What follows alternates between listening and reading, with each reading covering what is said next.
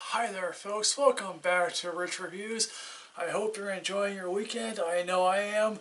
Let's get today's film here, folks. An Inconvenient Sequel, Truth to Power, and this is co-directed by Bonnie Cohen and John Schenk. David Guggenheim is nowhere to be found in this sequel. So follow that won the best documentary nearly a decade ago. And Al Gore is back, and he is right. Yes, that's essentially the message of this film, that Al Gore is right. You should always listen to Al Gore. This film has grossed so far over nearly $3 million in 556 theaters. The original film, amazingly enough, grossed $26 million itself. Will this gross that much money again? I don't really know. It's essentially an hour and 40-minute film, basically saying that Al Gore is right. Isn't that amazing, folks? Al Gore is right. Here's how you can ensure that we have a clearer plan. Hooray, folks! Yeah. A good third of this film is, you know how Al Gore spent the last film basically giving us a PowerPoint presentation of how the Earth was warming? Well, he's back here again doing the same thing and basically saying, I was right! He's doing that, charts and grafting. He's like Ross Perot, only he's more handsome.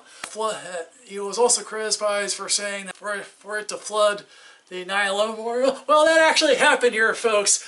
Hooray for Al Gore! There are massive storms on horizons. Okay, big whoopee. And as he makes his way around the country talking about renewable energy, such as electric, solar, wind power, he goes to one particular county that's in the heart of Red Texas, and basically he's interviewing the mayor there. He's a conservative Republican, but he's for renewable energy because, quite frankly, it's a money-making machine. Yes, quite frankly, he shows you pictures of the Indians in rural areas using solar technology for the internet service. Isn't that amazing, folks? Hooray for Al Gore! And of course, a good chunk of this film is also at the Paris Peace Climate Agreement that almost every nation signed except for two, in which the only signatories weren't Syria because they were in a civil war, and one Latin American country because it didn't go far enough. And a good chunk of that is him on the phone with world leaders trying to get them to sign on. And during that section of when he was trying to say, okay, it's been the hottest year on record so far, he shows you one footage of people in India, this asphalt is melting beneath their feet and they're trying to get out of the asphalt. And then again, of course, I think they reportedly shot more footage of this because, hey look, Donald Trump got elected president. Depending on which Trump shows up at which particular day, there could be the climate changing denier on the campaign trail, or the one that shows up in the White House not saying whether or not he denies climate change, but pulls out the Paris Peace Accord because he wants to renegotiate it, and of course our allies say, no, it cannot be renegotiated.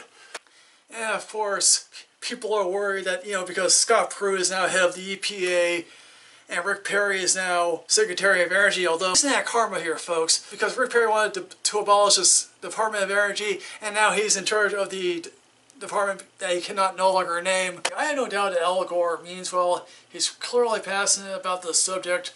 But here's the thing, saying Al Gore was right all along is like saying, it's like going to that high school reunion and meeting that one friend who back in high school was a know-it-all jerk who was sort of arrogant at the same time, but now 10 years later, going to that high school reunion, he's a rich, arrogant know-it-all. Will this documentary have the same impact that the original one had? I don't really know, because quite frankly I saw this at 11:55 in the morning, and only 4 other people were in the screening with me. So I don't know if this will have the same impact.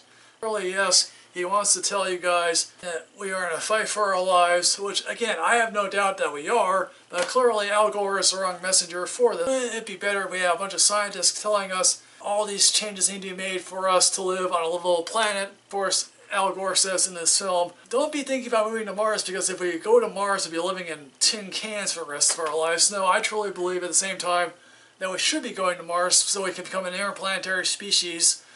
And also, yes, Al Gore did go meet Donald Trump several days after the events of the election. Clearly, he said he had a productive meeting with Donald Trump. And again, but who knows again which Donald Trump will show up day to day, basically, here. And again, there are a couple of good laughs in this film, particularly one involving he was at some place, and one lady walked by and scared him, and Al Gore said to the woman, "May I help you?" And that woman said, You know, if you dye your hair black, you just look like Gore, which I guess is kind of funny. Basically, back in the early days of the cell phone, they show a picture of him with an actual cell phone. It's like one of these big brick cell phones back in the 80s, which is quite funny. Folks, An Inconvenient Sequel is a documentary that I don't quite frankly know need to get made, but at least, hey look, at least you see it. You come away with it as what you will, but I don't necessarily think you need to see it in the theaters. So what I'm going to say here, folks, An Inconvenient Sequel to me is a Netflix rental. Don't rush out to the theaters to see this, because quite frankly, hey look, yes it is getting hot. Folks, what did you think about An Inconvenient Sequel? Did you happen to like this film? Did you care for it at all? Please put in the comment box below. I'll see you next time, folks. Yeah.